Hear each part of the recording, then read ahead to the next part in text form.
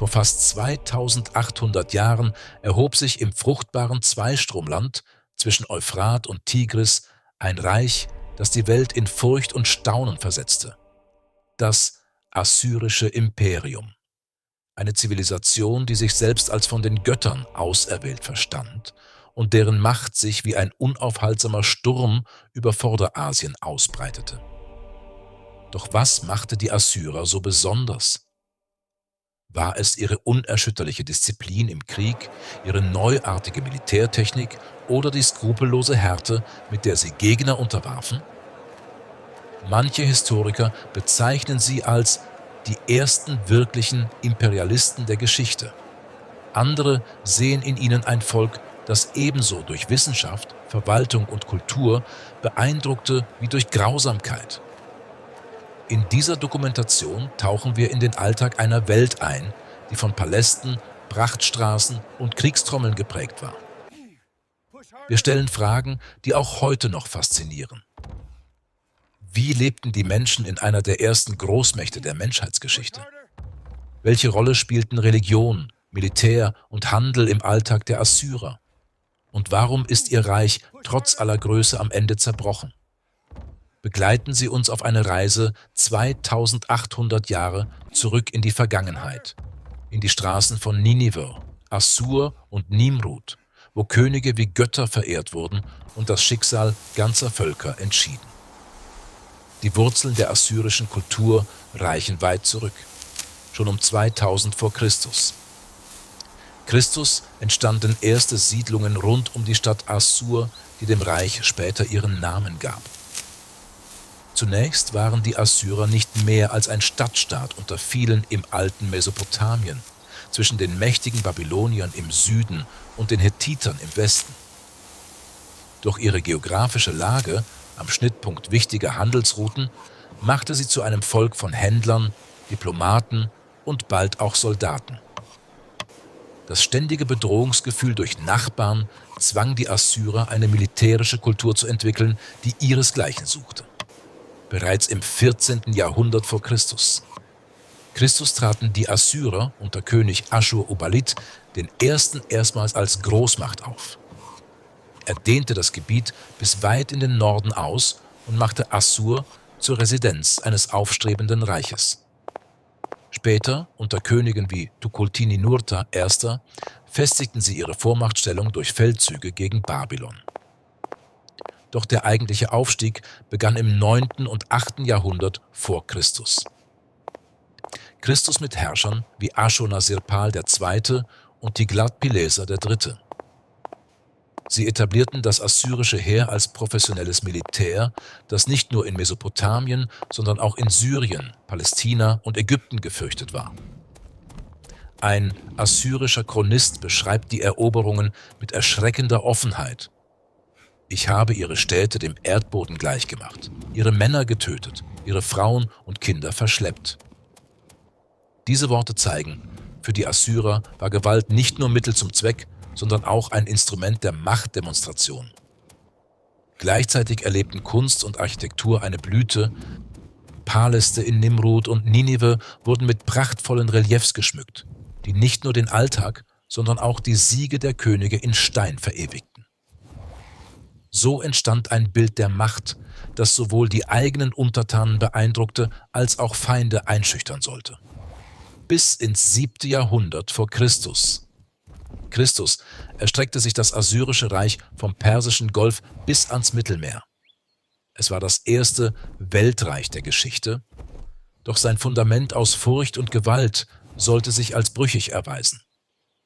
Das Herz der assyrischen Macht, das Militär. Wenn man an die Assyrer denkt, kommt einem unweigerlich ihr Heer in den Sinn. Es war das Rückgrat der Macht, die Grundlage des Imperiums. Historiker sehen in den Assyrern die ersten, die ein ständiges Heer organisierten, also eine Armee, die nicht nur in Kriegszeiten aufgestellt wurde, sondern dauerhaft bestand. Dieses Heer war hoch spezialisiert. Infanterie, Kavallerie und Streitwagen bildeten eine taktische Einheit. Während babylonische oder ägyptische Armeen oft aus Bauernheeren bestanden, verfügten die Assyrer über Berufssoldaten. Dazu kamen Hilfstruppen eroberter Völker, die unter assyrischem Befehl kämpften. Besonders gefürchtet war ihre Belagerungstechnik. Mit Rammböcken, beweglichen Türmen und sogar frühen Formen von Minenbau konnten sie selbst mächtige Stadtmauern durchbrechen. Archäologische Funde in Ninive zeigen Reliefs, die Belagerungen detailgetreu darstellen.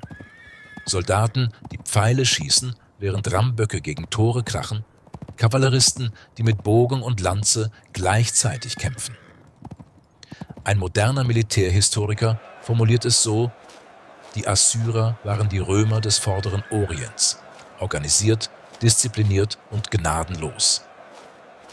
Die Könige, Herrscher wie Götter.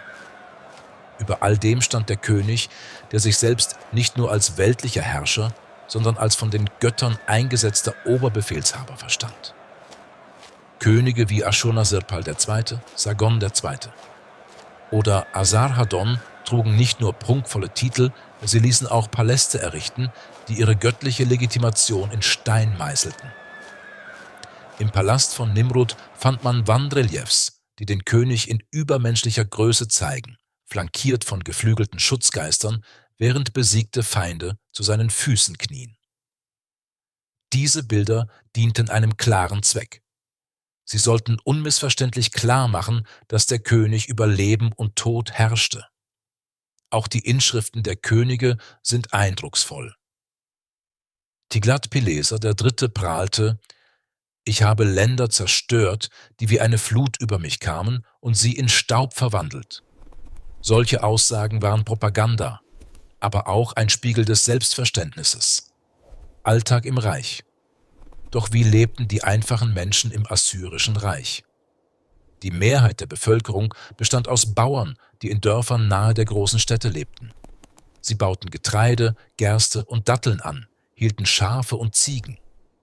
Abgaben und Steuern waren hoch, denn das Imperium musste Kriege, Palastbauten und Verwaltung finanzieren. In den Städten herrschte geschäftiges Treiben. Händler brachten Waren aus fernen Regionen, von ägyptischem Gold über Zedernholz aus dem Libanon bis zu Lapislazuli aus Afghanistan. Auf den Märkten konnte man Gewürze, Töpferwaren und Stoffe erwerben. Ein Beweis für die Vernetzung des Reiches.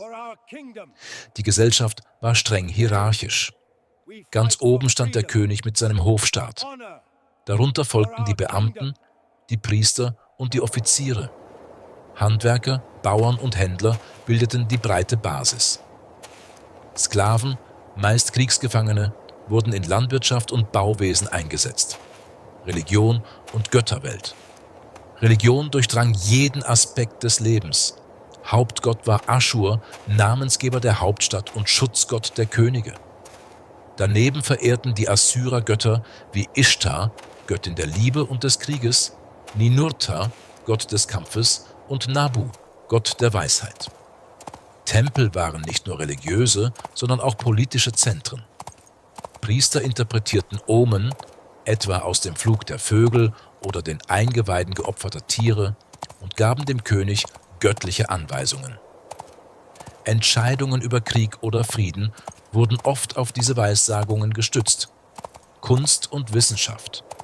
So martialisch das Reich war, so reich war auch seine Kultur. Assyrische Reliefs sind Meisterwerke der Steinmetzkunst. Sie zeigen Szenen von Jagden, Schlachten und Ritualen mit erstaunlicher Detailgenauigkeit.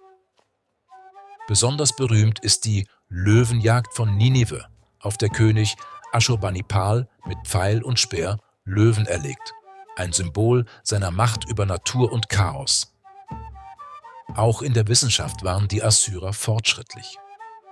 In Ninive entstand unter Aschurbanipal eine der ersten großen Bibliotheken der Menschheit, über 30. 000. Tontafeln mit Keilschrift wurden dort gesammelt, von astronomischen Beobachtungen über medizinische Texte bis hin zu Mythen wie dem Gilgamesch-Epos. Furcht und Grausamkeit. Doch das assyrische Reich hatte auch eine dunkle Seite. Viele Quellen berichten von systematischem Terror. Städte, die sich weigerten, Tribut zu zahlen, wurden niedergebrannt ihre Bewohner deportiert oder hingerichtet.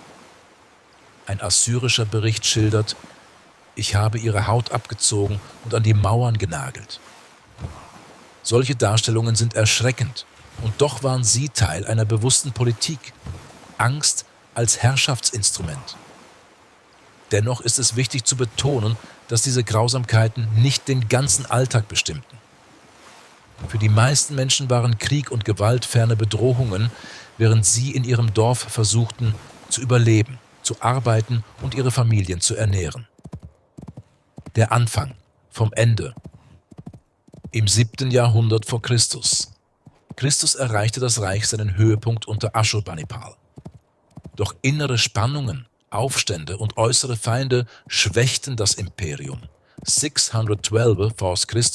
Fiel die Hauptstadt Ninive, ein Ereignis, das das Ende der assyrischen Vorherrschaft markierte. Ironischerweise hinterließen die Assyrer trotz ihrer Grausamkeit ein Erbe, das spätere Kulturen inspirierte. Verwaltungsstrukturen, Militärorganisation, Kunst und Literatur. Heute, fast 3 Jahrtausende nach ihrem Untergang, leben die Assyrer nur noch in den Schatten der Geschichte. Und doch sind ihre Spuren überall präsent. Archäologische Ausgrabungen in Ninive, Nimrud oder Assur haben der Welt eindrucksvolle Zeugnisse geliefert. Reliefs, Statuen, Tontafeln. Viele davon befinden sich heute in Museen wie dem British Museum in London oder dem Louvre in Paris.